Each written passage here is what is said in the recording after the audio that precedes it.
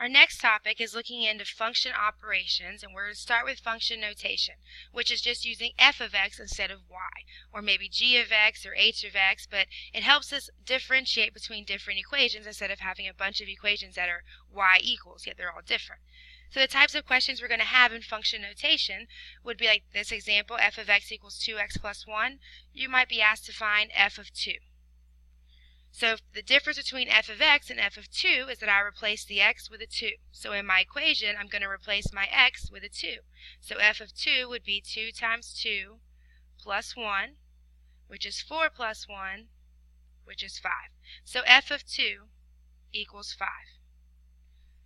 Alright, so my x value is 2, and I plugged it in to find 5, which makes 5 my y value. So my ordered pair would be 2, 5. Another question we may have is f of negative 3. Same thing, I replace my x in the parentheses with a negative 3, so I'm going to replace my x in the equation with a negative 3. So 2 times negative 3 plus 1 is negative 6 plus 1, which is negative 5. So my ordered pair here, because it's f of negative 3 equals negative 5, my x value is negative 3, y value negative 5. Okay, or we might have something a little more complicated like f of x minus 2. Right, so it's still replacing the x with x minus 2. So up here I'm going to replace my x with x minus 2. And then move down a row. So we got 2 times x minus 2 plus 1. So then I distribute. So we get 2x minus 4 plus 1. And then my like terms gives me 2x minus 3. So f of x minus 2 equals 2x minus 3. Something to keep in mind, if you have a number, just a number in your parentheses, your answer is going to be just a number. If you have a variable, you're most likely going to end up with a variable unless they cancel. So a number gives you a number, a variable gives you a variable. All right, other types of questions you'll see with this function notation would be one like f of x equals 9. Alright, so remember, I'm writing f of x equals 2x plus 1 instead of y equals 2x plus 1. They mean the same thing, but now I'm just kind of naming this equation with f so that I can use it with other equations like g and h. So when I say f of x equals 9, that's the same thing as saying y equals 9. So I'm just going to set my equation equal to my y, so we get 9 equals 2x plus 1, and solve for x.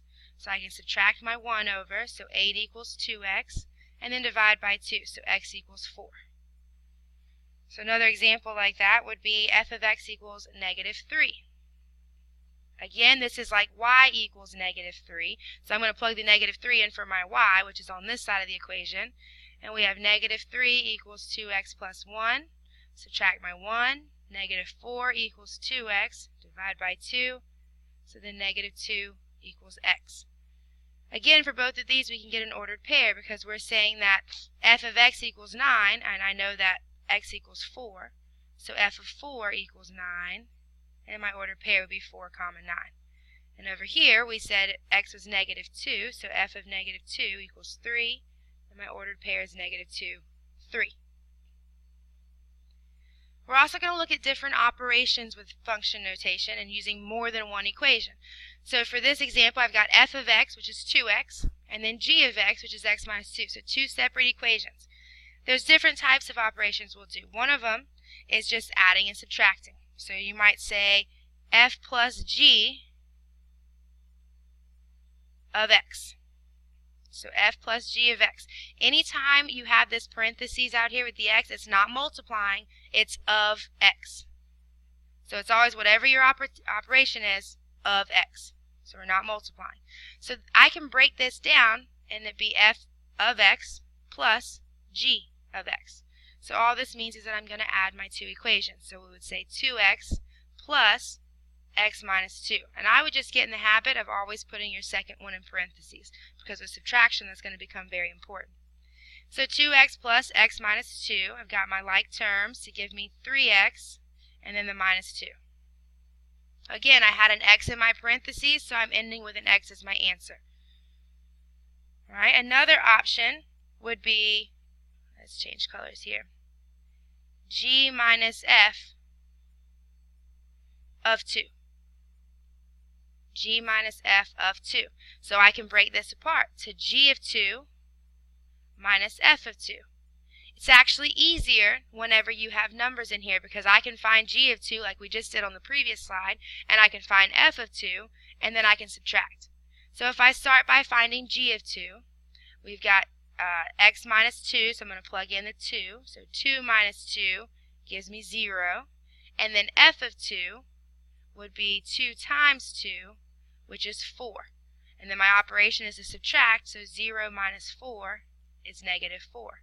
I had a number in parentheses, so my answer is a number. All right? Another type of operation would be multiplication or division. So if I'm going to multiply, I have my closed dot for multiplication, so maybe f times g of x. All right, I have an x in my parentheses, so my answer is going to have an x in it. And if I'm multiplying, this is the same as f of x times g of x. So I can take my equations, 2x times x minus 2. All right, so I just have to distribute my 2x, so we get 2x squared minus 4x. And then I can't combine any like terms, so that's my answer. Just a quick little reminder, sometimes you're going to have two binomials that you have to multiply, in which we're going to have to either FOIL or box, so first, outer, inner, last, or draw your box. But anytime you have an x, you're going to end in an x. And the last type of question you're going to see with these is what we call a composition. And there's two ways of writing it. So the one way is an open circle. Alright, and the way we read this is f of g of x. So f of g of x. And just like over here with our other examples, we started with kind of like a more formal way of writing it, and then we broke it down. This is the formal way of writing it with an open circle. That's important because a closed circle means you multiply. Open circle is a composition, so it's f of g. And the less formal way of writing it would be whatever letter comes first, and then inside the parentheses, you put the other letter with the x. So we're saying f of g of x. So if we go back to what we start over here with, we have f of x. So instead of x, I have the entire equation g of x. So if I plug in my g of x there, it's going to become f of x minus 2. This is like what we did on the other slide. So I'm just going to plug in the expression x minus 2 to my f. So that's 2, and then in parentheses, x minus 2 instead of x. Distribute my 2, so we get 2x minus 4. So we have adding and subtracting, multiplying and dividing, and then this is what we call composition with that open circle, where we plug in an equation into the other equation. We're plugging them into each other. Again, sometimes this is a number. If it's a number, you're going to end in a number. If it's a variable, you're going to end in a variable. So a couple more examples. For the first one, I've got g of n and h of n, and I want to find g times h of 1. So g times h of 1. I'm multiplying because it's a closed dot. I'm going to rewrite this as g of 1 times h of 1. I've got numbers in my parentheses, so I'm going to end with numbers. I'm going to do g of 1 first. Here we have 1 squared plus 4 plus 2 times 1. 1 squared is 1. 2 times 1 is 2. 1 plus 4 plus 2 gives me 7. H of 1, we have negative 3 times 1 plus 2. Negative 3 plus 2, negative 1. Now I'm going to come back to my original problem and do 7 times negative 1, which gives me negative 7. Again, I had a number in parentheses. I have a number for my answer. All right, for the middle one, I've got h of x and g of x, and I want to find h plus g of 10. So I'm going to rewrite this as h of 10 plus g of 10. And I'm going to split it up again because I have a number. I can go ahead and simplify. So h of 10 becomes 3 times 10 plus 3, which is 30, plus 3, which is 33. G of 10 becomes negative 4 times 10 plus 1, negative 40 plus 1, negative 39. Come back to my original problem, which is to add them. So we have 33 plus negative 39, which is going to take me into the negatives and get a negative 6.